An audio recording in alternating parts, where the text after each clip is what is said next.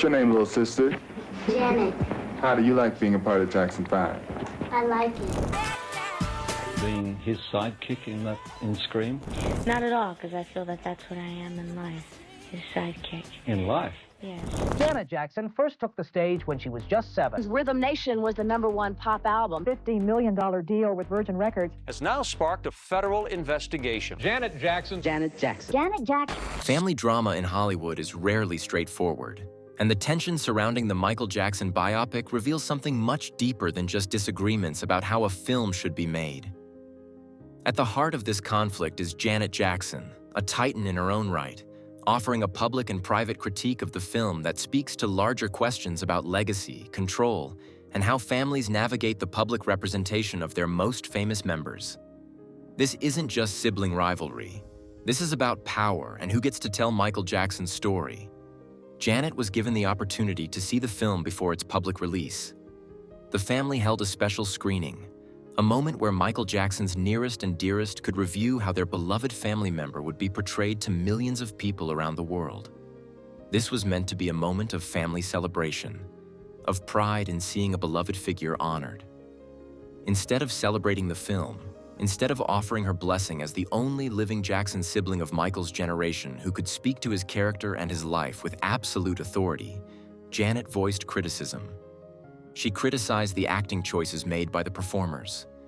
She found fault with the makeup and prosthetics that were supposed to transform these actors into recognizable versions of family members. She objected to how the actors walked, the physicality of their performances, the way they inhabited the bodies of people she knew intimately. These weren't vague concerns.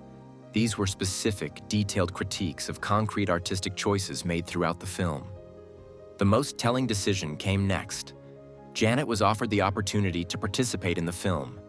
She was invited to be involved in its creation, to offer her perspective, to shape how this story would be told.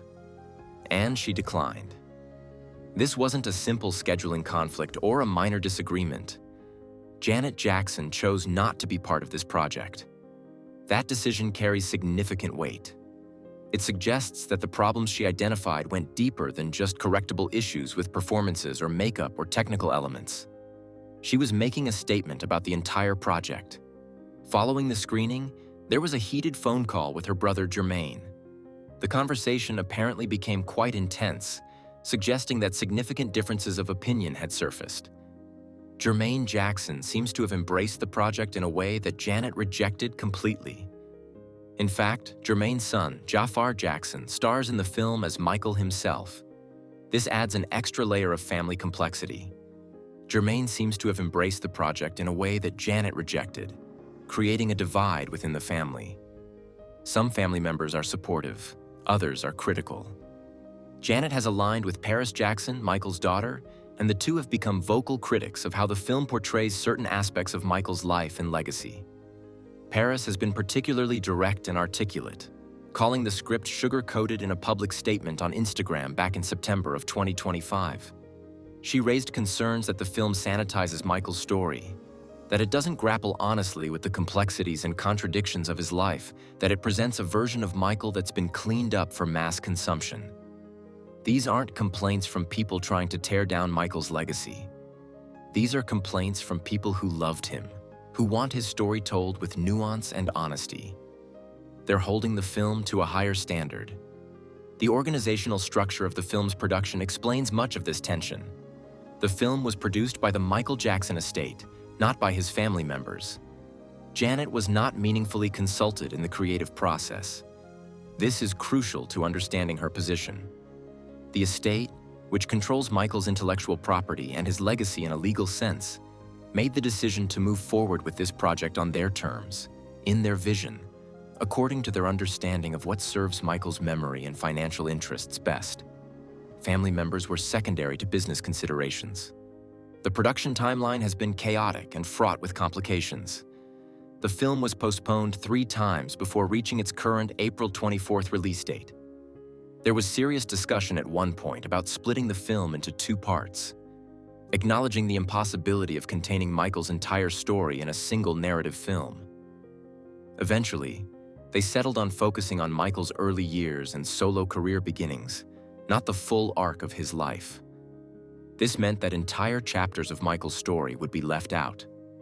One telling editorial choice was the decision to edit out references to Jordan Chandler, the child who became central to the allegations against Michael in 1993.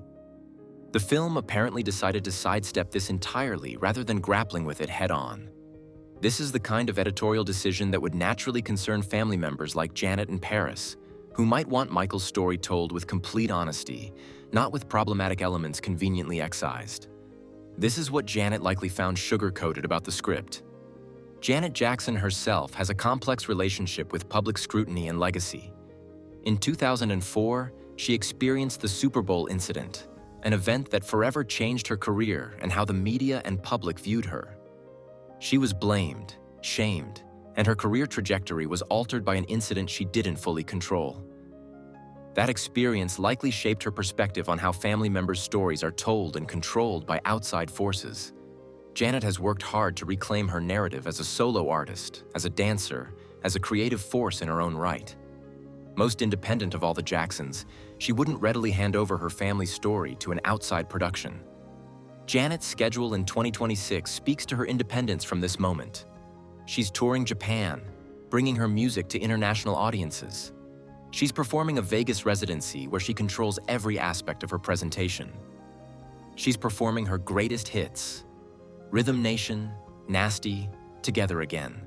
She's not focused on the Michael biopic moment because she's focused on her own artistry and her own legacy.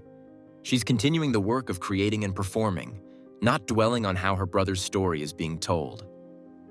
The film's focus on young Michael, on his childhood and early solo years, inevitably diminishes Janet's role in his story. She's not a central character in the narrative they've chosen to tell.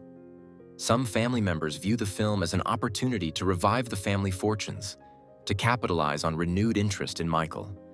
Janet's position suggests she sees it differently, as a potential misrepresentation that she couldn't stomach endorsing.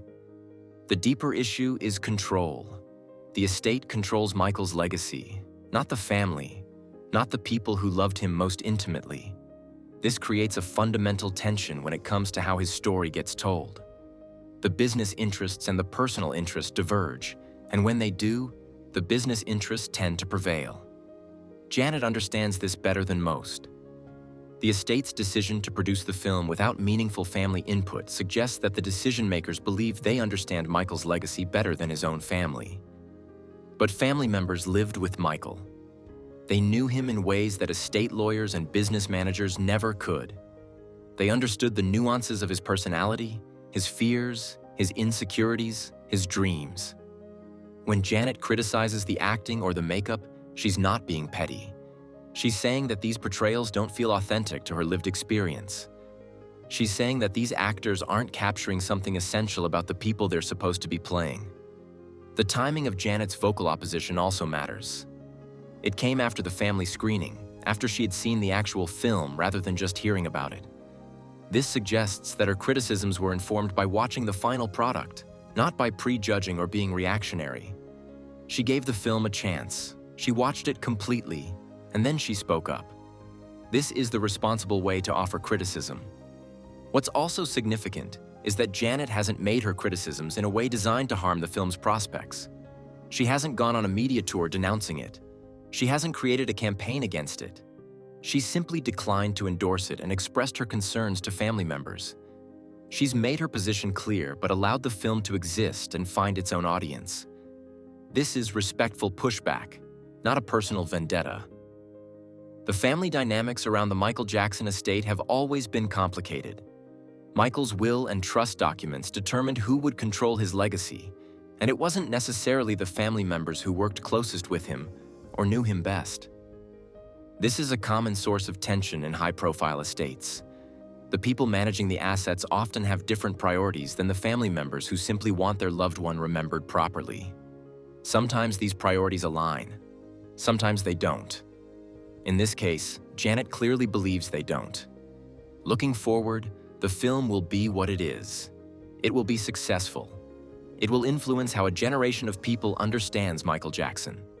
But Janet's critique will also be there, in the historical record, as evidence that not everyone in Michael's family agreed with how his story was told. That's important. That's a voice that needs to be heard alongside the film's narrative. This situation also raises larger questions about who has the right to tell the stories of deceased public figures. Should the estate control the narrative? Should family members have veto power? Should the public have a say in how cultural icons are portrayed? These are complicated questions without easy answers. But what's clear is that Janet's position is defensible. She knew Michael. She has the right to her opinion about how he should be remembered. The generational divide between some of the Jackson family members is also worth noting. Some of the younger generation of Jacksons may be more entrepreneurial, more focused on the opportunities that a Michael biopic presents. The older generation, like Janet, may be more protective of Michael's memory and his reputation. Neither position is wrong. They're just different approaches to managing legacy. What's also worth considering is how future biopics will handle family criticism. Will directors go back and make changes if family members object? Will studios back down if there's vocal opposition? Or will they proceed regardless? This film is setting a precedent. The decisions made here will influence how similar projects are handled going forward. Janet's stance might inspire other family members of deceased celebrities to be more vocal about their concerns. The conversation about Michael Jackson's legacy will continue long after this film is released. Multiple narratives will exist side by side. The film's version, Janet's version, Paris's version, the public's version. Different people will believe different things about Michael, different versions of his life.